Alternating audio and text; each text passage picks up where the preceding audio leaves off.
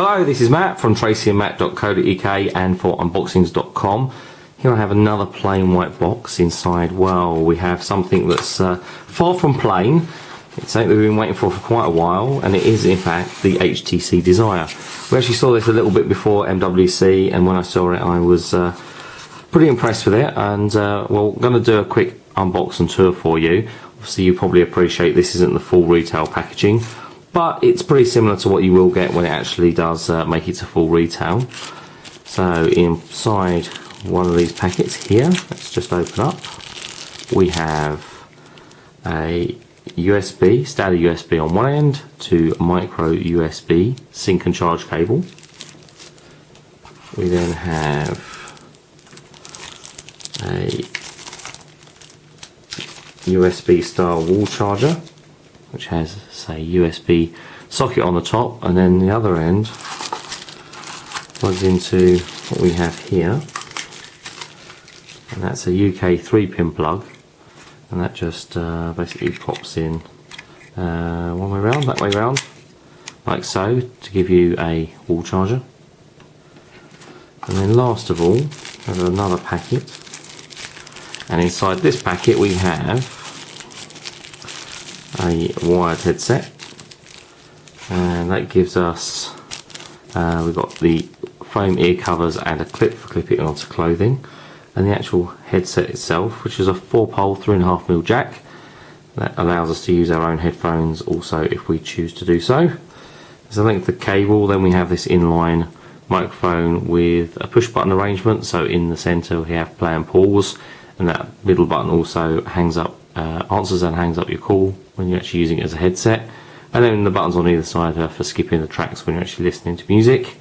And then the headphones themselves, well, they're pretty standard, straightforward, but as far as headphones, bundled headphones or headsets go, the HTC ones are pretty good in the audio quality and so on, so they're not too bad at all. I suspect that most people will want to use their own headphones, but we do have the ability to do so with the Desire because it does have the 3.5mm headphone jack.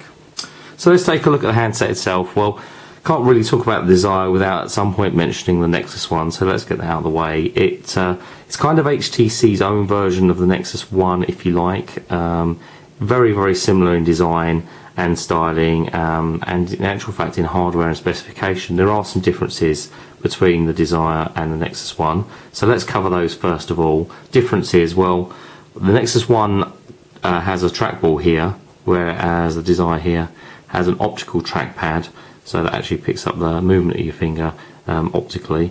The Nexus One doesn't have these additional buttons on either side, so we've got a home menu, back and search button.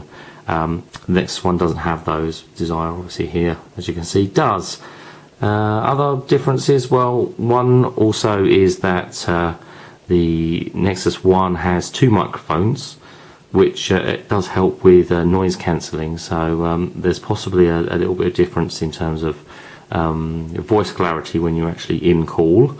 And one other external difference that I can really think of at the moment also is that the Nexus One has a couple of little connectors on the bottom for actually when you actually well, when you drop the handset into a docking station, will actually charge, but the Desire doesn't have that. So but I think that covers the sort of key differences between the two, certainly on the outside. So let's talk about the Desire in a bit more detail. We have a 3.7-inch display.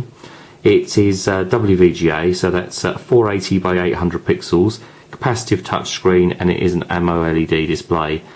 Pretty much the same as the Nexus One in terms of the screen spec, and I can tell you it is a fantastic screen. We'll turn that on in just a second.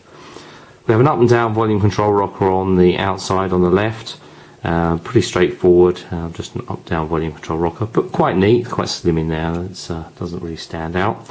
On the bottom we have the micro USB sync and charge connector, and then we have the little hole there, which is the single microphone. There is nothing at all to see on the right hand side. It's pretty smart, pretty clean. As you can see, it's pretty thin also.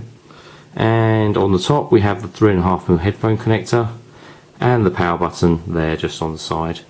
On the back there is a 5 megapixel autofocus camera with a single LED flash next to that, and then we have a grill there for the loudspeaker. That cover should just pop off fairly easily. Let's just do that right now. and take that cover off. The battery, as you can see, is already installed, but let's just pop that out. And this is a 1400 milliamp hour battery. Our micro SD card goes in here, and our SIM card goes in the space next to that. I'm just going to actually go ahead and install a micro SD card, because that's quite useful, and you really do actually need the micro SD card when it comes to taking photographs and everything. It pretty much will insist that you have a micro SD card installed, so that's fine. Let's just pop that cover on. That just clips back into place like so. Now, I'm pretty sure that when the full retail package comes out, it will come with a micro SD card. Not sure how big that will be, but I suspect it will be at least 4 gig. So let's just power up. And while we wait for the boot sequence, let's run down the rest of the hardware specification. We have a 1 GHz processor, so pretty rapid, and we also have 512 meg of ROM and 576 meg of RAM. So with that amount of RAM and ROM, and also with that fast processor, I'd expect that we'll get a pretty good experience from this handset. It is Android 2.1 Eclair, and that's just starting up there. As I say, 3.7-inch display is 480 by 800 pixels. We have built-in G-sensor, proximity sensor, Wi-Fi, it's supporting 802.11bng, Bluetooth 2 with EDR support, FM radio, GPS, and all the other bits and pieces that you pretty much come to expect from a handset. It is quad band for GSM and dual band for HSDPA, so if you take this aboard roaming, it's pretty much going to work, well, more or less wherever you're going to take it, really, to be honest with you. Right, so it's telling me I have no SIM card. I didn't actually bother to install one, so we'll just basically skip out of that. We'll just ignore that warning. So to begin with, let's set up. I want to set it up in English for United Kingdom, and it's telling me about installing a SIM card. I'm going to go ahead and skip that just for the time being. Talking about the on-screen keyboard, well, we'll actually look at that in a bit more detail in just a few moments. Set up a mobile Wi-Fi network, well, or mobile network or Wi-Fi I should say. Well, let's set up Wi-Fi only for the time being, bearing in mind we don't have a SIM card, and let's just go ahead and do that. Connect to a Wi-Fi network, and we'll just add a Wi-Fi network. So I'll add my home Wi-Fi network, and we'll go ahead and we are connected. There we go. Google location, well, I'll allow it to use my location, and it'll ask me about setting up a Google account, my Exchange, ActiveSync or other email, so I'm actually going to go and skip that just for a moment. Facebook also will allow me to set up my Facebook, Flickr and Twitter accounts for integration into FriendStream. I'm going to skip that also just for the time being, and I'm going to accept these defaults for the date and time. And backing up settings, I will skip the backup for the time being, and we'll skip out of there, so that will just finish starting up.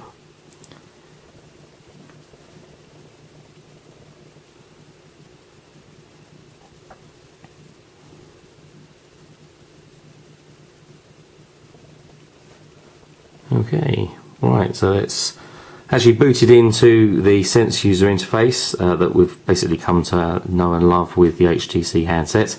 So you're probably thinking this is fairly similar to the HTC Legend that we saw a few weeks ago, and you'd be pretty right in thinking that. So we have the main home screen here, as you can see.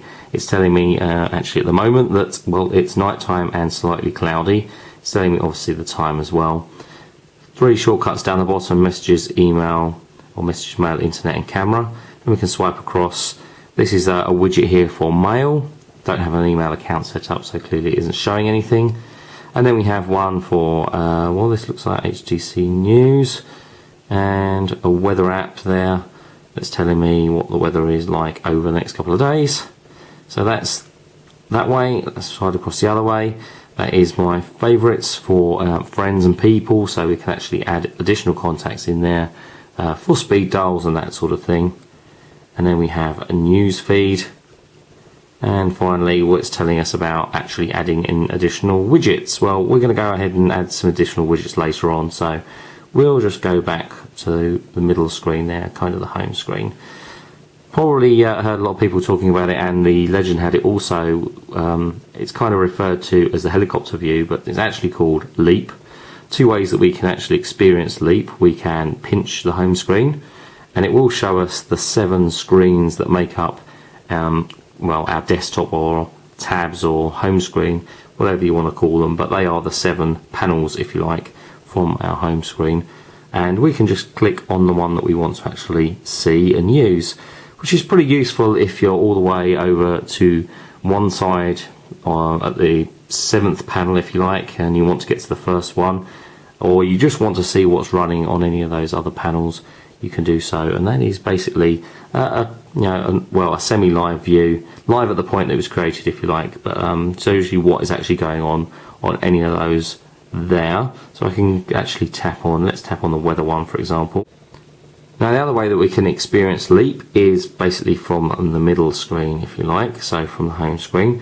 If I want to get into the Leap view again, I can actually just push the home screen button again from the home screen itself, and that does bring up the Leap view. But actually going into the individual panel, pushing the home button takes us to the middle, and pushing it again brings us into Leap. So you basically get the idea. Pushing the menu button brings up, well, believe it or not, the menu. So we can actually get into programs, or we can get into the settings menu. The setting menu basically allows us to do things like personalize, set up the wireless networks, make calls, sounds, displays, count sync, applications, SD card and phone storage, accessibility, and about the phone. So let's pop into about the phone and scroll all the way to the bottom and go into software information. And we can indeed see that we have firmware version 2.1, update number 1. Well, don't know what update 1 exactly gives us, but well, perhaps we'll find out later. Software version and what the browser version is, and it's a WebKit 3.1 browser. So we'll pop back out of there. So that gives us, as I say, access to all of the settings on the device. And back home, also pressing the menu button at the bottom brings up something called Scenes. Now this was something that we first saw on the HTC Legend, and something that I think is pretty cool. So if we actually push the Scenes button, there are a number of different scenes or themes, if you like, that can actually be set up. So you could have one for work, for example, and then one for play. You can customize these as well, so you aren't fixed with just what's by default in work or play. So if I actually just pick one, and I'll pick play, and I'll go to done there, and actually see what that brings us up. So it actually changed the shortcuts at the bottom, a nice big clock there, changed the backdrop, and it's given us access to our photo album, our friend stream, and the weather. If we go back the other way, it gives us access to music and to bookmarks, and it gives us actually a free panel at the end. And then if I go into menu and go into scenes, go to work, we have what would I suppose arguably be a more work-centric type of display. So we've got two different clocks at the top, one local and one can be customized to be a clock in another time zone, for example. Calendar in the middle, this is what I kind of refer to as the ribbon view of the calendar, if you like. So it's just the next coming up appointment there in the middle. People, mail, internet and maps. We have mail as a widget, we have stocks, and then we have a full calendar view.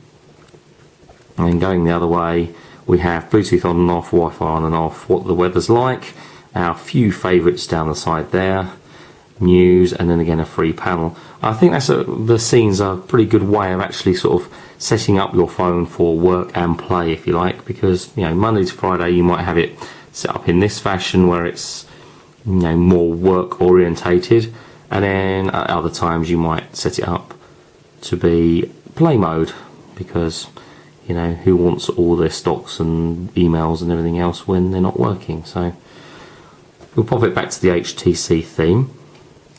So let's go and have a look at some of the programs that are installed. I'm going to pop into the internet first and foremost, and I'm not sure how well it is coming across while I'm actually doing this preview video here at the moment, but the display is absolutely fantastic. It's an AMOLED display.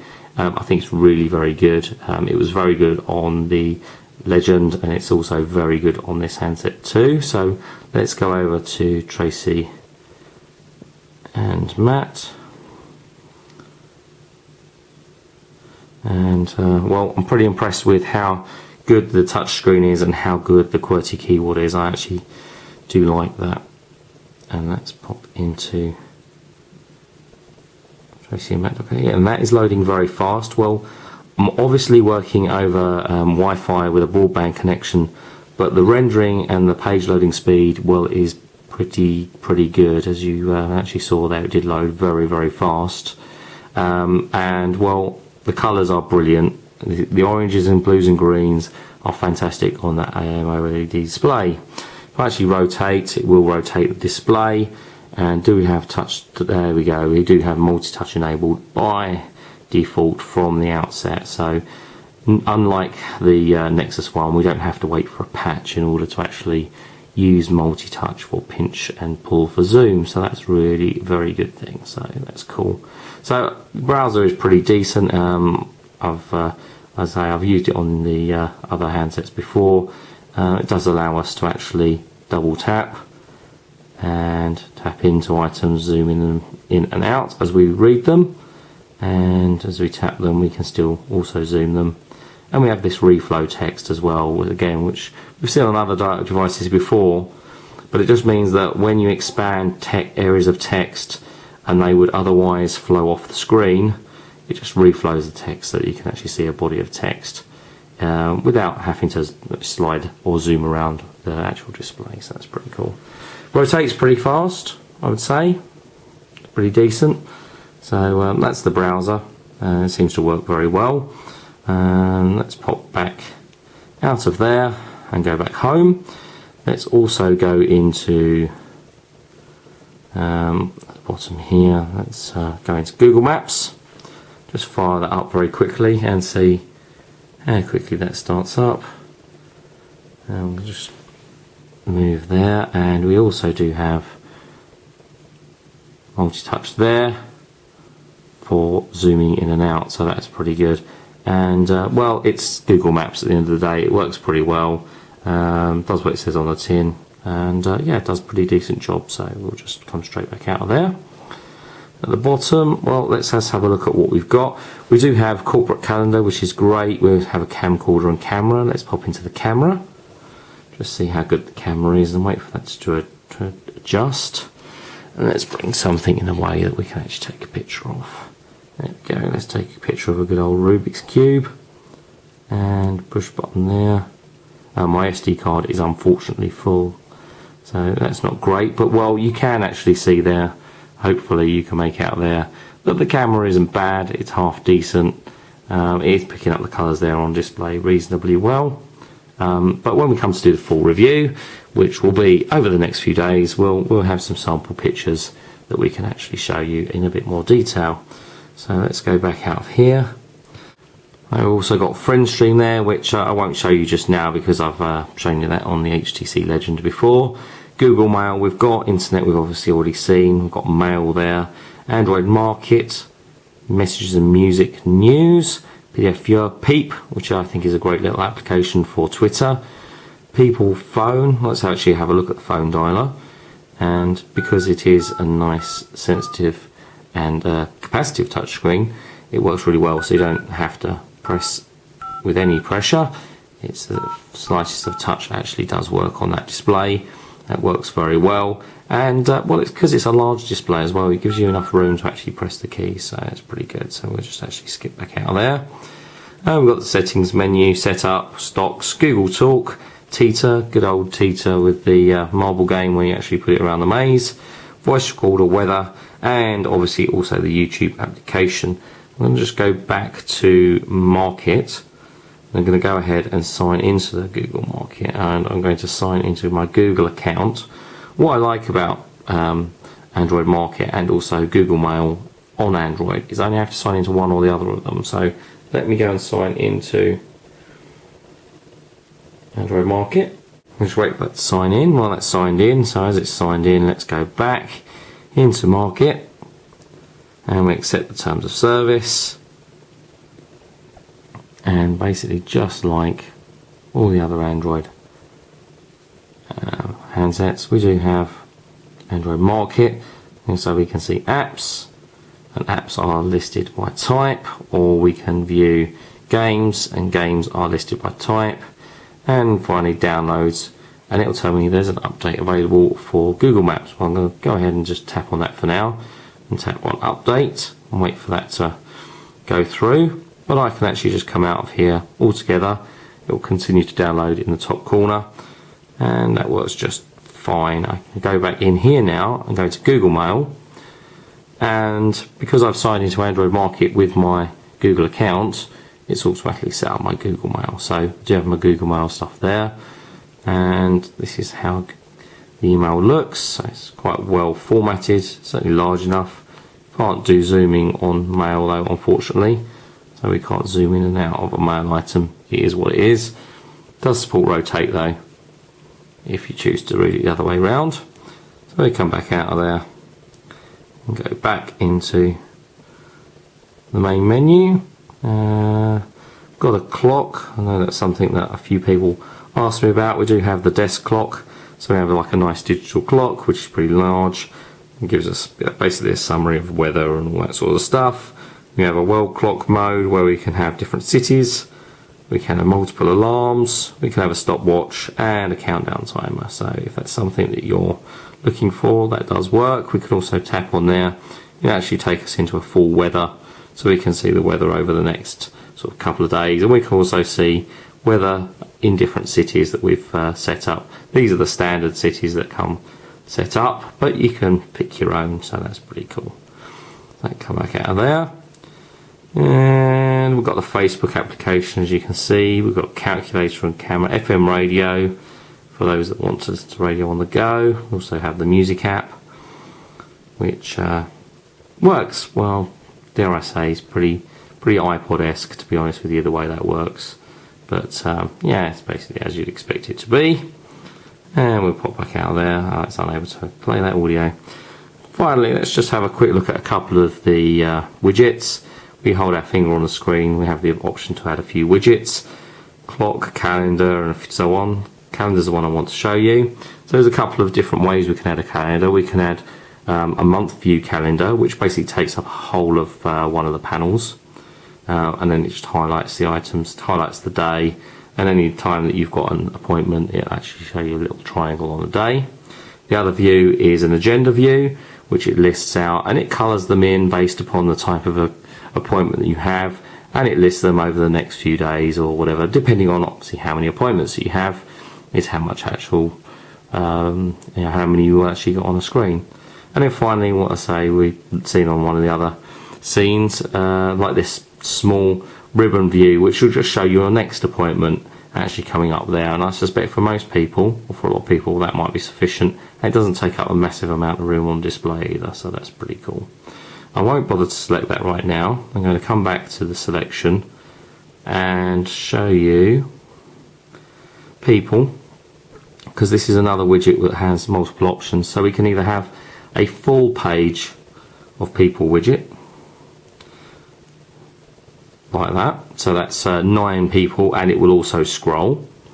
Or if we don't want to take up a full page with the people widget or the speed dial widget, we can actually have this view, which is a single column list, so it will actually sit on one side of the screen and allow you to have other shortcuts and widgets also on the panel. So that's another way of actually looking at it. So I like the fact that Android has an awful lot of apps and widgets that you can install, and it means that you can really customize the actual display and how you actually use the phone, which is one of the reasons I quite like Android. You can really customize it an awful lot. But HTC have included loads of different widgets, and also variations of widgets, as you can see those couple of examples there. So I think that's pretty impressive, but we'll pop back out of there. So I think that probably covers quite a few things to actually keep you going for our first video of the HTC Desire. Almost certainly going to have some more videos for you over the next couple of days, but please do feel free to ask me questions. If there's anything you'd like me to cover in future videos, then please ask me those too. Be more than happy to actually cover anything that you do come up with. So you can either let me know through Twitter. On Twitter I am Tracy and Matt, or through actually the website tracyandmatt.co.uk. But over the next sort of week or so, I will be putting together a full review of the HTC Desire. I'll be using it as my main handset. I'll actually be living with it to a certain extent and really sort of giving it a thorough test, setting up email, using it for sat nav, all those sorts of things that people are going to use a handset for, rather than just sort of poking around with it, looking at it, saying it looks pretty, and put it on the desk. I'm actually going to go away and use it thoroughly. So I will do an in-depth review, a week or possibly less, depending on how much time I can actually spend on doing the review itself. So don't forget to follow us on Twitter. On Twitter we are Tracy and Matt. Post your comments and questions, and well, I'll actually be tweeting when I've got more video and updates for you, so definitely worth following us. And as I say, we'll be back soon with more videos and reviews on tracyandmatt.co.uk.